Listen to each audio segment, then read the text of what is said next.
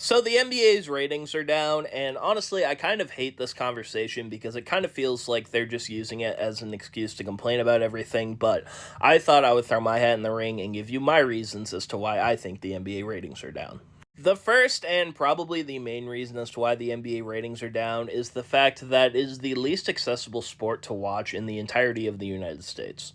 If you want to watch nationally televised games as well as your favorite team play, you need to have a cable provider that has ESPN, TNT, as well as your local team's TV network. Like for me, I live in Massachusetts, so it would be NBC Sports Boston. However, cable TV is very expensive and it's more of a luxury than a need for most people, so a lot of people don't want to buy a cable package to watch the NBA. But let's say you don't want to buy the cable package, or you do buy the cable package, and you want to watch every other team in the NBA play, then you would buy NBA League Pass. And honestly, it's really not that great with all of the money that you're spending on it. It doesn't really work half the time. And if you live in the same city as your favorite team, you can't watch it on NBA League Pass because of the blackouts. This then makes fans look for a cheaper alternative, and that's when they turn to illegal streaming websites like StreamEast, where they can watch the game for free. However, this hurts the NBA because none of the NBA's ratings really count when it comes to the illegal streams.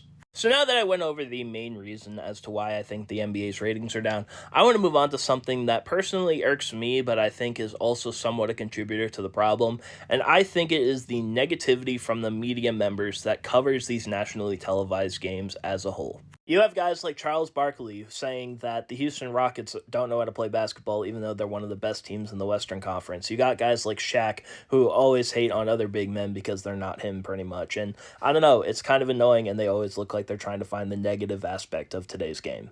This is not me saying I hate the NBA on TNT Crew or anything, because most of the time that they're not negative 24/7 or anything. It's just when they are negative and they talk about how terrible the game is played these days, it's just like, I don't really want to hear that. This is the game that we have to watch, and if you just say it's terrible, why would I want to watch it?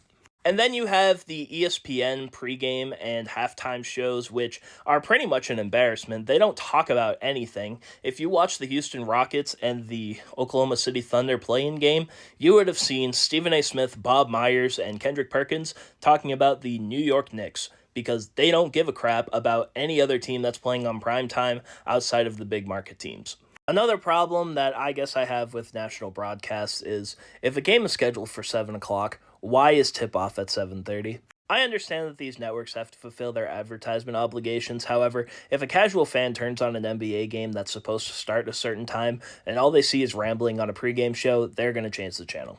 Now I want to talk about the game on the court, and everybody has a problem with teams like the Boston Celtics who shoot way too many threes. They say it's just boring to watch, and there's nothing going on except teams just shooting threes every single time down the court. You can say I'm biased when it comes to this, but I don't have a problem with the way the Celtics play basketball. I enjoy watching them generate open three-point shots. Most of the time, they don't just go down the court and chuck a three. They do a great job of setting up their offense, and they have five players on the court pretty much at all times that can generate their own shot and do every single aspect of basketball. Like I said, I don't think it's really the Celtics' fault when it comes to the basketball being boring. I think teams have just realized that 3 points are greater than 2 points, and it took a very long time for teams to really figure that out, it feels like. And now that teams are always trying to go for the three, yeah, you're going to get that result where not a whole lot of people want to take a bunch of mid-range jumpers anymore. It's just the analytically best shot, and I know people hate analytics, but if I'm being honest, I don't really have an answer to how to fix the on-court product outside of the NBA making drastic changes to the way the game is played. Maybe they add a 4 point line. Maybe they change the scoring of how much a mid-range jump shot is or a dunk is. I don't really know. I just don't think teams are really going to change that much from what they're doing now moving forward into the future. I guess another reason as to why the NBA ratings are down is the rise of social media. Fans don't have to watch an entire game on TV anymore. They can go onto YouTube after a game is over and watch the 8 minute highlight video that the NBA puts out on YouTube. They can go onto Twitter and just see individual highlights that they want to see. They can look at NBA.com and just see the box score of the game, and they can understand it. They don't have to watch a full game to get a full picture of what happened.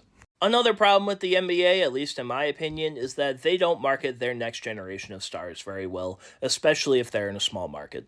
You have guys like Shea Gilgeous-Alexander, Paolo Banchero, Tyrese Halliburton, Anthony Edwards. These guys are on small market teams. You'd think the NBA would want to push them as the future of basketball. However, every night on national television, you see the Lakers and LeBron James, the Warriors and Steph Curry, the Suns and Kevin Durant. And it doesn't matter how bad those teams are, they are consistently going to be shoved down our throat on national TV because they have the big market cachet and they have the players like LeBron James, Steph Curry, and Kevin Durant.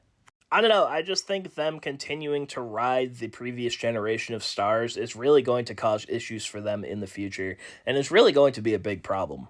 Because once these generation of stars retire, you're not going to have a whole lot of people very interested because you didn't do a good job of marketing them as the future faces of the league. LeBron fans, Curry fans, Durant fans, they make up a huge portion of NBA fans, especially online.